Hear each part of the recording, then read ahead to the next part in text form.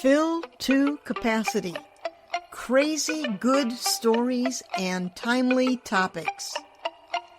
Podcast for people too stubborn to quit and too creative not to make a difference. Inspiring, irreverent, and informative. Stay tuned. Hi, I'm Pat Benincasa, and welcome to Fill to Capacity.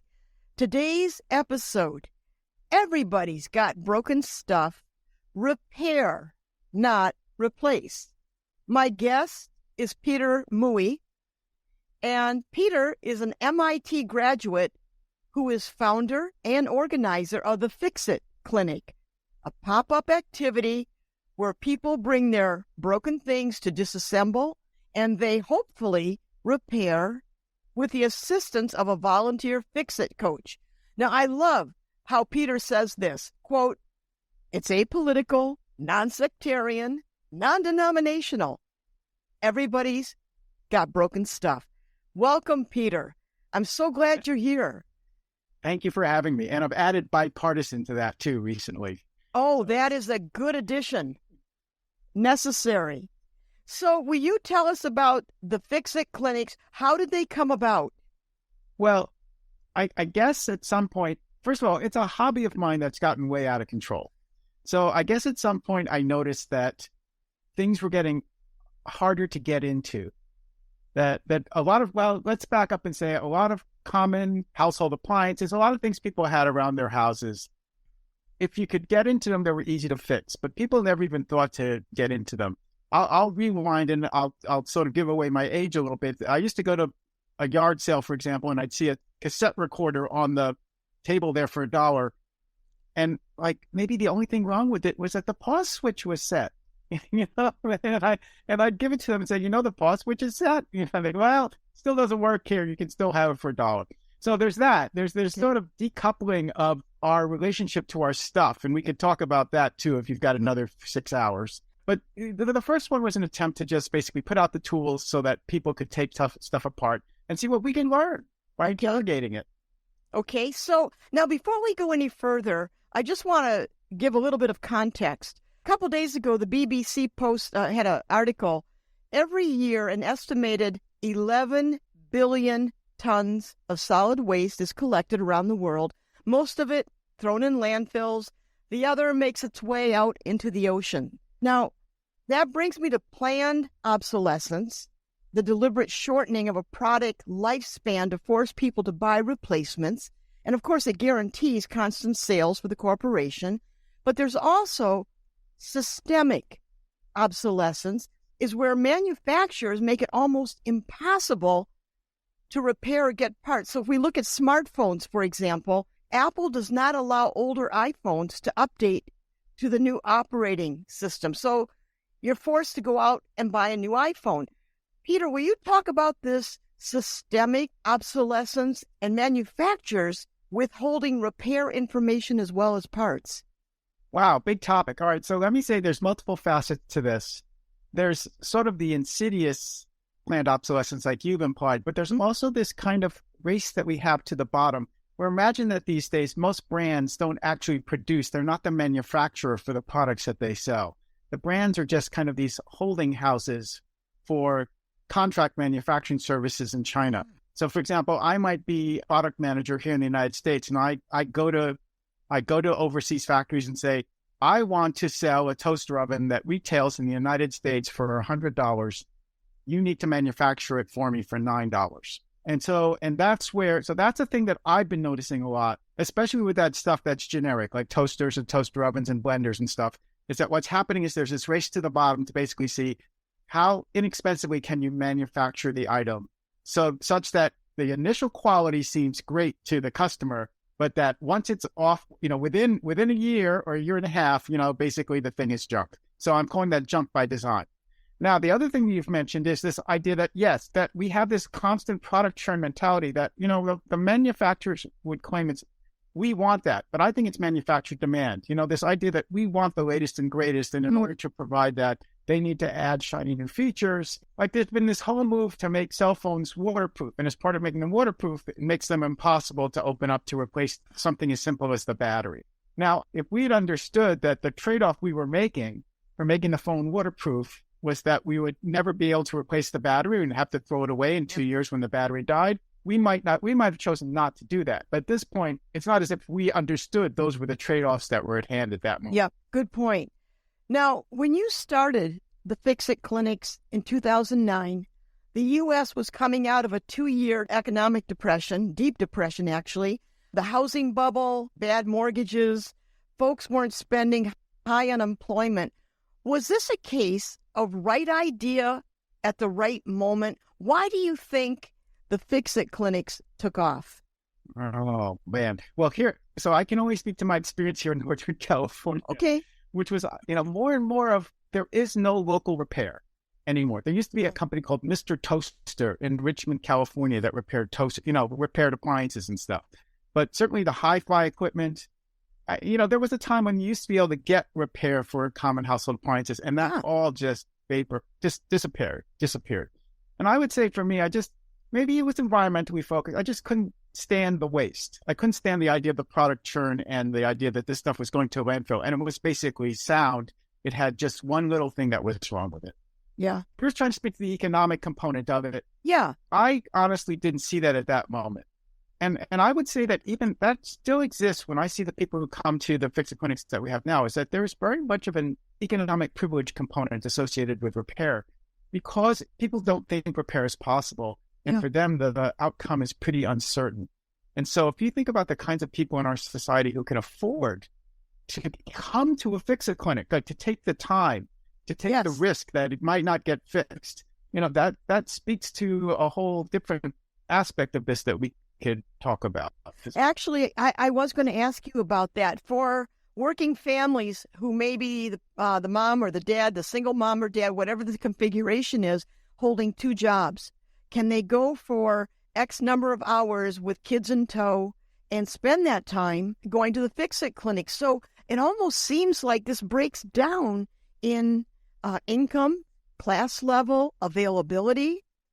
Well, when you say kids in tow, we have designed a program so that we love fixing families, and we encourage them to come if the parents are willing to sort of empower their kids to fix the stuff. Really? I can tell a wonderful story about, this family came in with a toaster oven that made this really annoying buzz when it was finished with the toast. The family hated it. And they came in, they were determined as a family to figure out how to fix this toaster so that they wouldn't make this annoying sound anymore. And then another thing you discount is this idea that children's toys, the toy industry is like the fashion industry. And if you've had a child and the child's toy breaks, that can be an enormous crisis for the child, all right? And for the family as a whole. So some of our most motivated customers are children coming in with a favorite toy that they want to have fixed. So, honestly, from a marketing perspective, the kids are the influencers, the parents are the deciders. Yes, good way of putting it. So you were at a Wired conference and you said, and I'm going to paraphrase this, quote, recycling is a euphemism because there's no good way to demanufacture that thing. All the constituent parts, metals, electronics, various plastics, to somehow put them back into the input stream and make something that was as useful, it ain't going to happen. So, Peter, what needs to happen? Well, if I'd had longer at that Wired conference, what I would have proposed is this idea that we need to rethink the way we bring durable goods into our world. And you see it a little bit at the federal level right now with this new industrial policy that we have around solar panels and computer chips and stuff. They're trying to build it back into the United States. That's big industry. That's heavy industry. I'm proposing that we really look at light industry as well. We look at everything. Imagine a future where everything that we build, everything we consume, is designed, built, serviced, and maintained in a local service area using locally available tools, materials, processes, and services. So imagine, for example, that the next time you buy a toaster and you press return from that online store, that instead of the toaster coming to you from some far off factory, that instead a digital file propagates through your local area. And we need to decide what local area means regionally, within your state or whatever. But those microfactories know how to manufacture all the various constituent parts, and they send it and it gets assembled, or you can assemble it, the parts, and they show up and it delivered to you, and it's a truly custom toaster for you. So I'm talking about mass customization, manufacturing on demand. So it matches your kitchen decor. It starts automatically on the defrost bagel setting because it knows that's what you use every morning. And then at some point down the line, if a part of it breaks, you have the digital file for that part. So you can send it back off to the microfactory to be remanufactured. You snap it in, you keep going. So everybody has an immortal toaster in that kind of a vision. But it's also sourced locally. So maybe for places that have some sort of special type of wheat that they use in their area or something, they could have a toaster optimized for that. So, Peter, I'm wondering, in that scenario, what about 3D printers? Do you see a time? Now, companies don't want to have inventory. They don't want the parts, okay? Because they get taxed on it, and it actually encourages them not to have anything in stock. So why fix something if you don't have the parts to replace it for that company? But with a 3D printer technology, do you see a time with that vision that you have of localized manufacturing and repair, the role of the 3D printer? 3D printing at this point is still early days. Yeah. So it's very slow. There's only certain types of materials it can use at the moment. But you are onto something in that there's all these advanced manufacturing capabilities. I mean, there are desktop milling machines now. Yeah. A milling machine used to be something that cost hundreds of thousands or millions of dollars, and you had to have a big factory to have it. Now people have them on their desks. Yeah. And so I'm looking at that. So yes, that is a key component of making this possible, is that more and more of what we consume will be able to be manufactured in that way. And it's this whole area they call advanced manufacturing techniques that as those things become less and less expensive, that's when this becomes possible. When you talk about localizing food, localized food has in the last 15, 20 years really taken off. And the fact that folks, they want locally grown. And so this hunger to come back to almost set point, community, region, it seems to permeate a lot of different areas. Right. Food is definitely a big one. Locally sourced food, because it's expensive to move atoms around.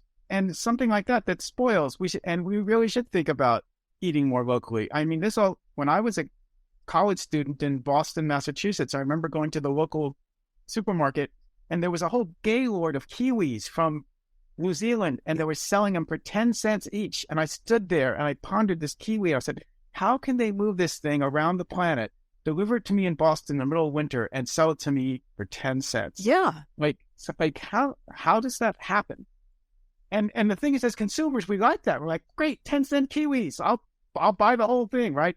But as a steward of the planet, you got to look at that and say, something is not right. that is possible. Yeah. But we are a consumer society. We've moved from being producers to consumers. So if I want something, I go to Amazon and get it delivered tomorrow. If I want information, I go to Dr. Google, instant information. Everything is so fast now. Everything. So this repair idea is almost hitting a pause button, if you will, and saying, slow down, let's go to the fix-it clinic and repair it. So at some point, do we give up this frenetic need for speed, like those 10-cent kiwis being at your fingertips, just like that? How do we shift that mindset? Well, my best thinking at this moment, talking to you, is that we have to emphasize the word owner and de-emphasize the word consumer. Okay. If we emphasize the word owner, there's an implication of an investment in the item and a stewardship of the item that's beyond this idea of a disposable society. And so we could play with that. Like what does that look like to start to think about our relationship to our stuff? And in that regard, I think that's going to be a critical thing going forward, is that idea of what does it mean to bring this thing into our life? And we could back up to think about the whole idea that someone expended their life energy. So we take our life energy and we convert it into dollars. Yep. At some proportion, depending on what you do for work. And then you take those dollars and you buy things with those dollars. So are you even honoring your own life? You're like willing to just like, oh, well, it broke.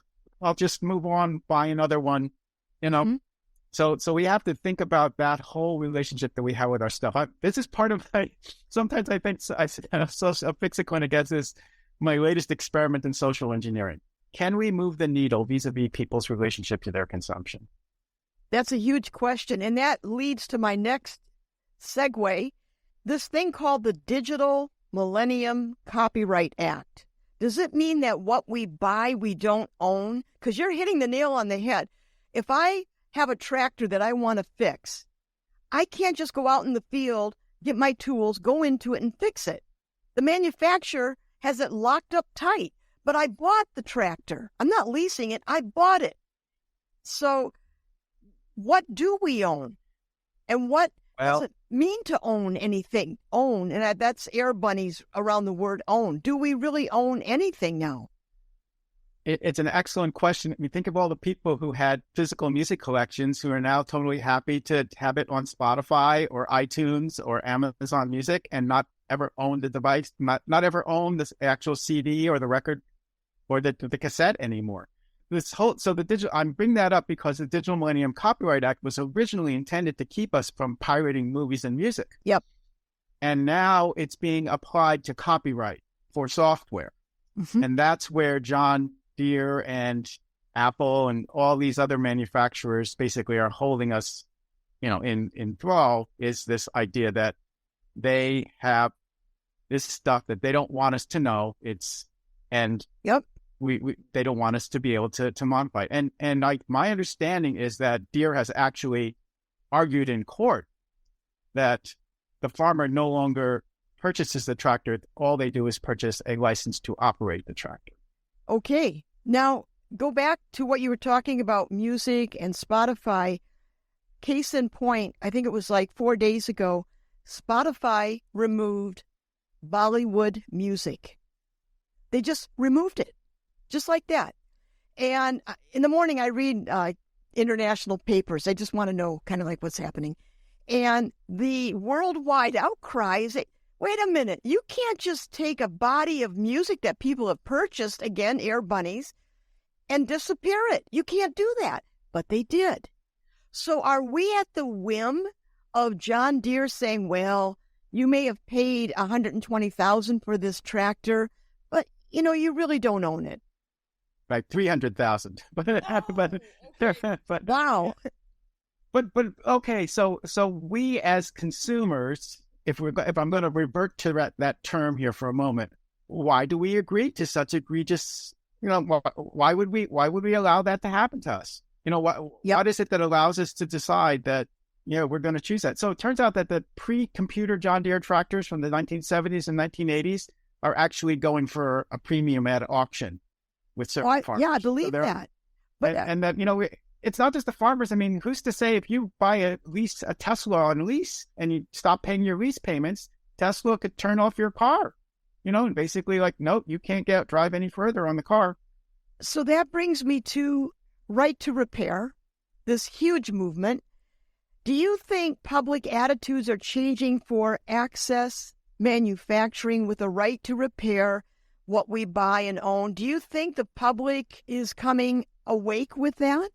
I think it's glacially slow, but I guess there's a certain subset of people who are aware that this is happening and want to try to do something different. I certainly, in holding the Fix-It clinics, we're trying to raise awareness of that for any number of reasons.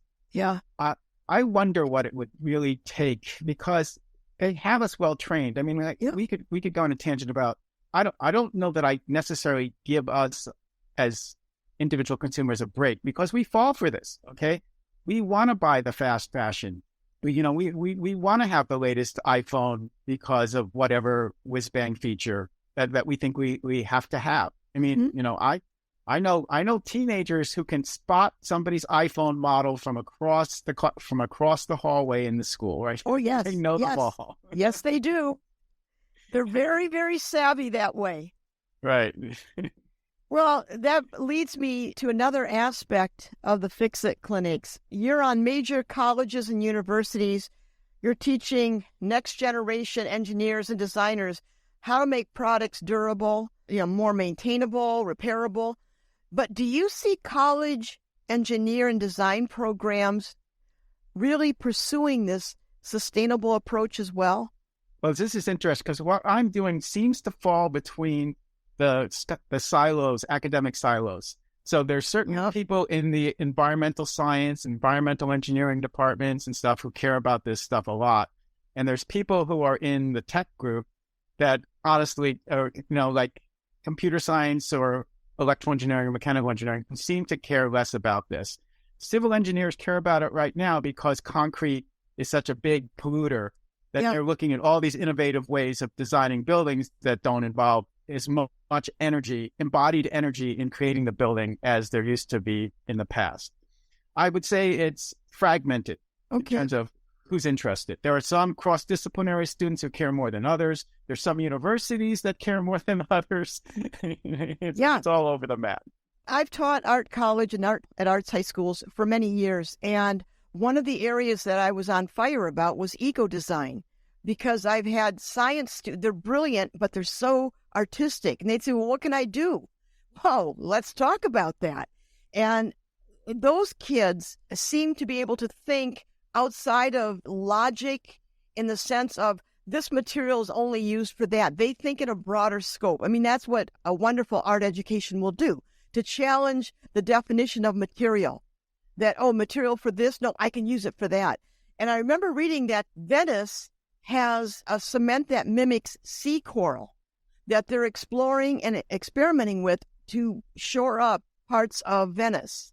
So instead of just dumping synthetic concretes or cement, they're trying to mimic growth, a living thing that grows with the properties of cement. I mean, isn't that the kind of thinking we need?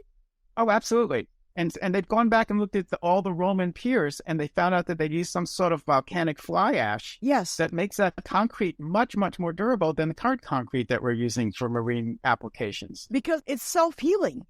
Well, it's super durable. Yeah, that too. Yeah. Wow. Super durable for whatever reasons, right? So, yes, we should definitely learn from history and see how it has repeated itself in numerous ways and apply that to our current problems.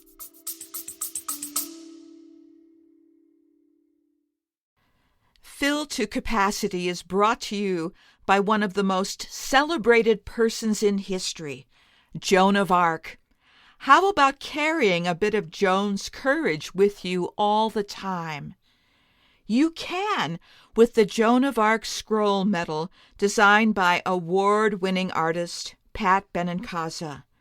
With loving attention to detail, Joan has banner in hand and is charging off the scroll-shaped medal with the words, "Be at my side." This beautiful brass alloy medal is ideal for holiday or special occasion gifts. Don't wait.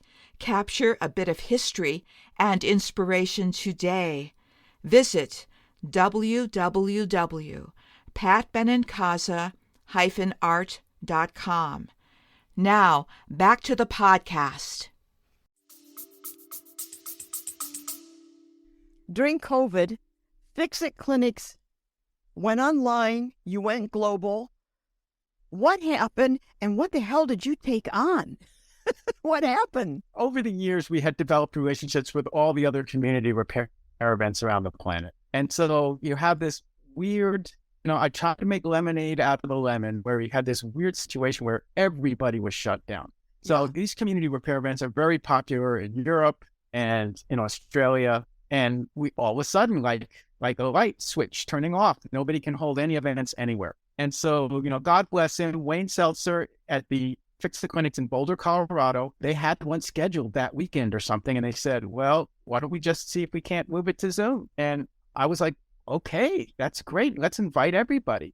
And so it just became kind of like this amazing situation where all of a sudden, we migrated to online. Now you could push back and say, well, how can you do that when you can't even touch the item? And so that's where the beautiful magic happened, where we found out, I mean, I can tell a longer story, but we basically found out that even the right person on the other side, you can accomplish a ton. You can affect all sorts of complicated repairs. The added thing is because nobody's had to travel or inconvenience themselves, that we can actually affect more complicated repairs than we could in person at a single event. We can get more done than we could get done in an in-person event by doing multiple Zoom sessions or online sessions than we could get done in an in-person event, where the person might never come back because they traveled 30 miles to come to the first event. So, they couldn't fix it today. I'm not coming back. Could that Zoom situation be a prototype for possibility in the sense that for people who want to do repair work, they go online to a fix-it online and say, well, my microwave broke, and you go under a microwave and you have someone there saying, hi, here are the tools you're going to need. Let's walk through it. Is that something you're doing? Is that something that can really get out there even more? Absolutely. And that's why we are running these Discord servers now. So we have this Global Fixers Discord server. Discord is this platform that's ostensibly used for gaming. Oh, okay. It's so all these people do online gaming. They're playing the game online, but they're also using Discord in parallel to communicate with each other, to sort of say, okay, we have to storm this castle, or I'm not sure exactly how they use it that way. But because it's appealing to young adults and teens, this was also an opportunity for us to broaden our appeal for repair by holding Discord, by holding the Global Fixers server on Discord. So that runs 24/7, around the clock, around the world. Anybody, anywhere on the planet can join Discord. I can send out the invite, and they can open up a ticket for their item. And there are over 500 repairers from around the world on there right now who will start helping. Someone was trying to figure out some water pump for their house just last week. And so they were like, I don't know. They basically took a picture of the label on the water pump. Yeah. And we were able to figure out, that's a Century T202 water pump. And it's the equivalent for all these other different water pumps that you can buy.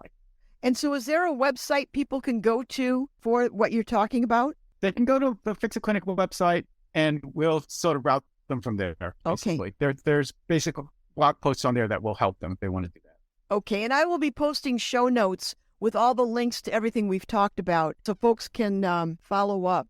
So this educational component, we talked about colleges, but you're talking about a huge resource, and I know because I've worked with teenagers, art kids, for many years, and that is wonderfully expansive when it comes to imagination. What about these teenagers, middle school, high school kids, elementary kids?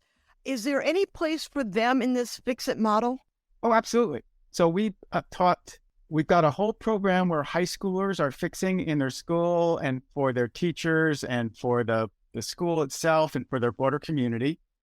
We've got programs for middle schoolers. I'd love to see a middle school class where basically any new middle schooler who enters that class his or her family is entitled to a full complement of household appliances, courtesy of the middle school. I'm pretty sure we could teach middle school kids how to do that. And then elementary school, I'm experimenting with that right now, where we are teaching this elementary school how to basically repair and maintain their 3D printers in the school.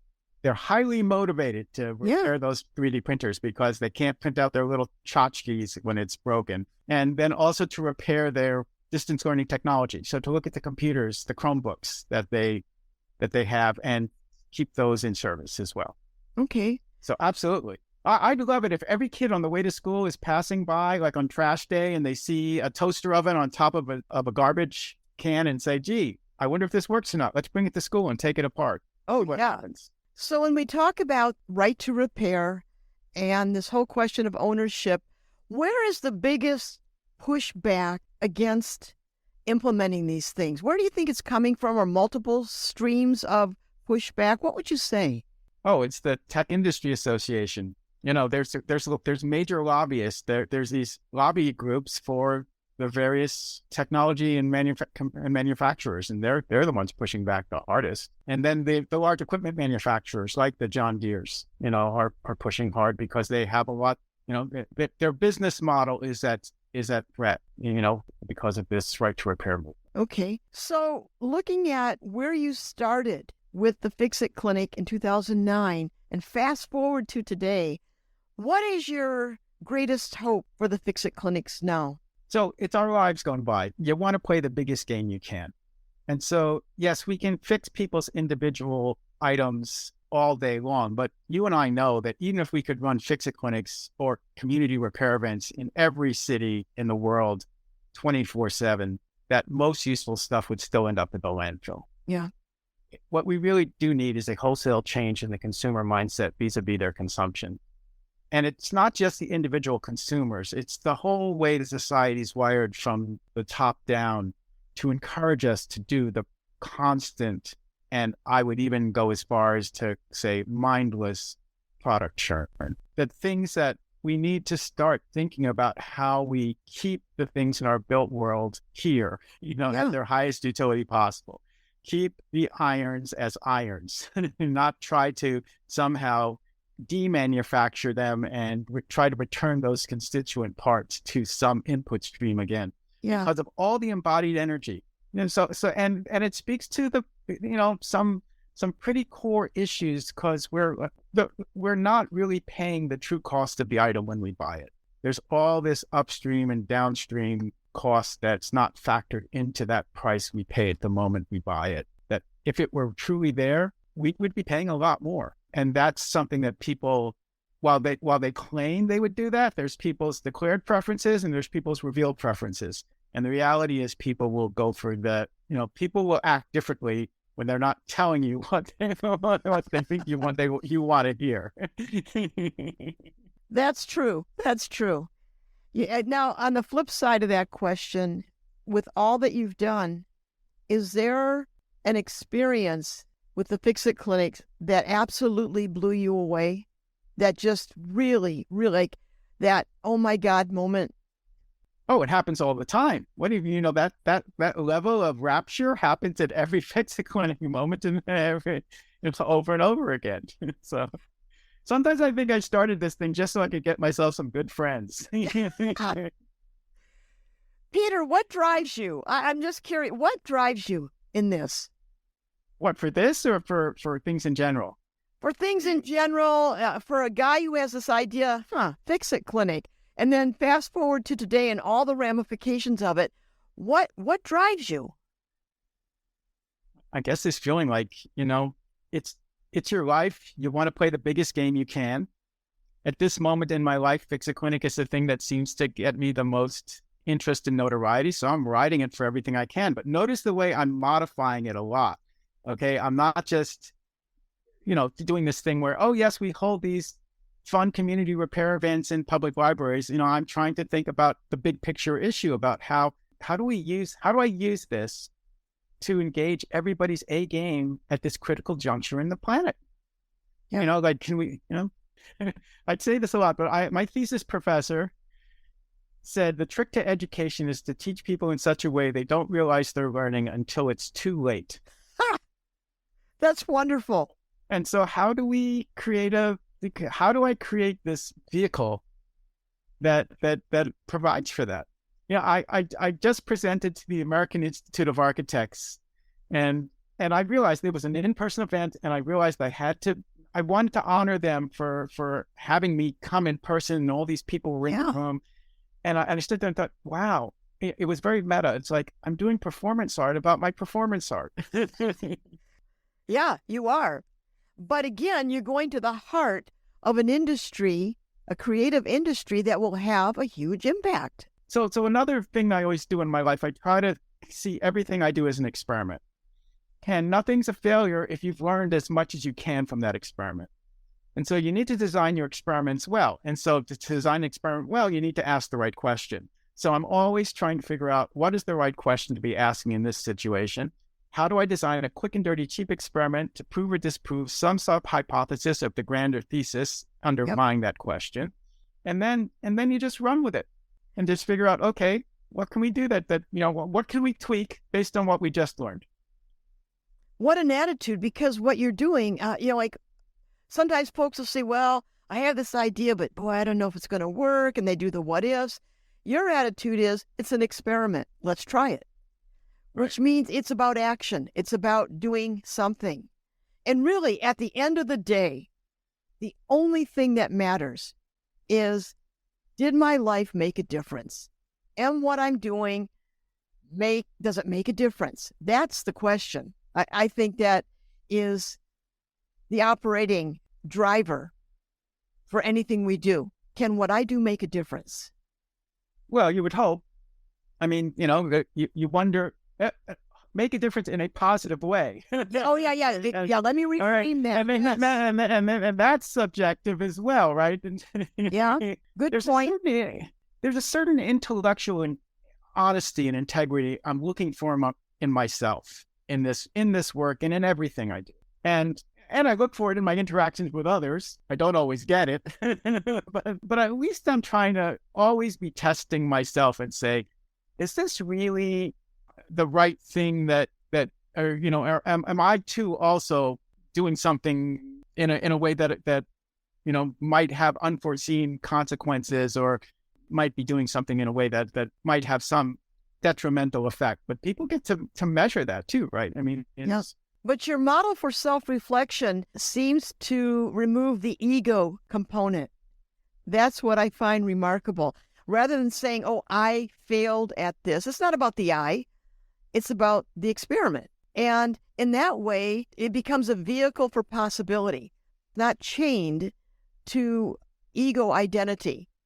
What will people think if I do this and it doesn't work? You're out there, you're just making the experiment and you're tweaking it. Because what happened in 2009 to 2023, the world has changed. And from what I'm looking at, your Fix-It clinics, you've changed the different components of it. It seems like it almost looks like a living thing, a breathable living thing. That's the way it comes across to me, that the Fix-It clinics are meeting its time.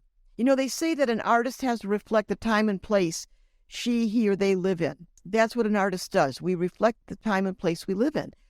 And when I look at Fix-It clinics, it is a reflection of what is needed now. It reflects the time and place. And that to me seems to be driven without ego. Wow. Okay. Well, I think I have lots of ego tied up in it. Well, you do, yeah. Often.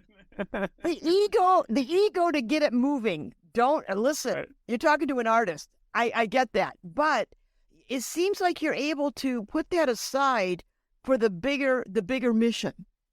I know, Pat. Sometimes I feel like I'm just waiting for everybody else to catch up. I mean, you have to make this presumption about where you think you want to move things. It's one thing to sort of reflect the moment you're in. It's another thing to try and drive the moment you're in. And my ego wants to drive the moment you're in. All right. Yeah. So I'm always trying to think about, I think about that quote from Wayne Gretzky that says, you got to skate to where the puck's going to be, not where the puck is now.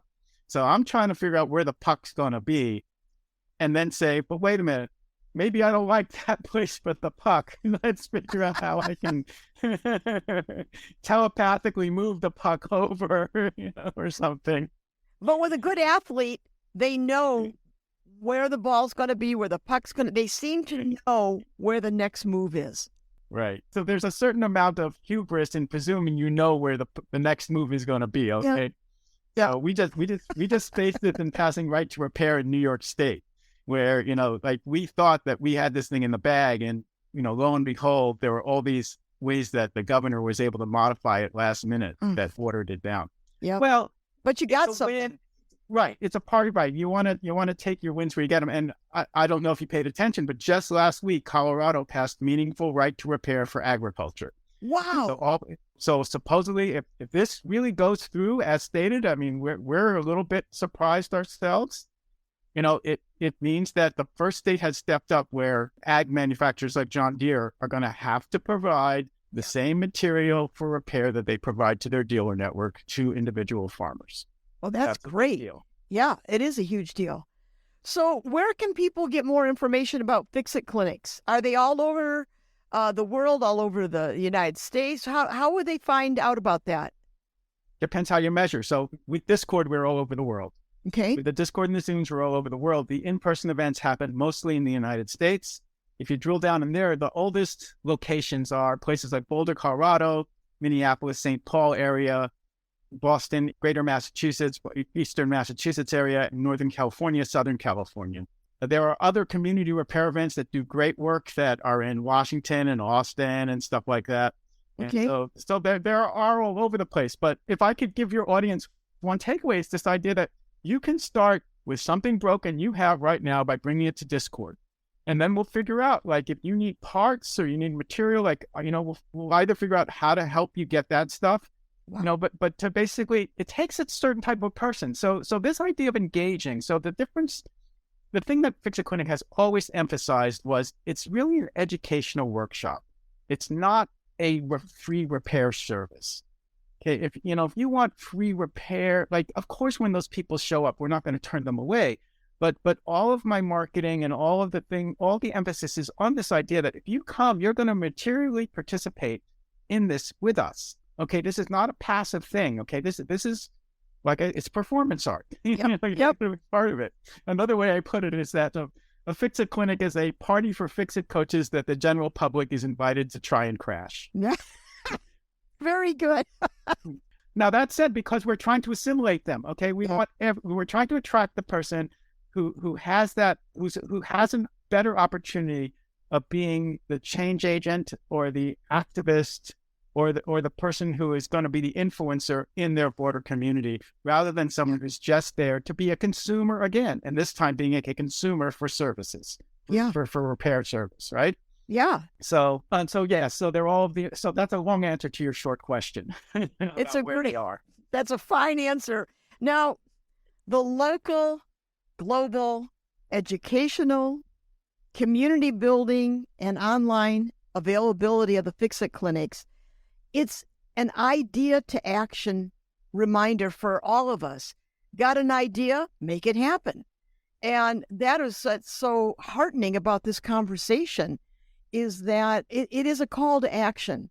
Instead of saying, oh, I got to buy this, I got to repair, or I got to replace this, you're asking people to get engaged. And I can't think of a better time in the world for that. So, Peter Mui, thank you for joining us today on Fill to Capacity. It was awesome having you on. Thank you for having me. It's an honor to be here. Thank you, listeners. If you enjoyed the podcast, please subscribe. And again, thank you, everyone. Bye.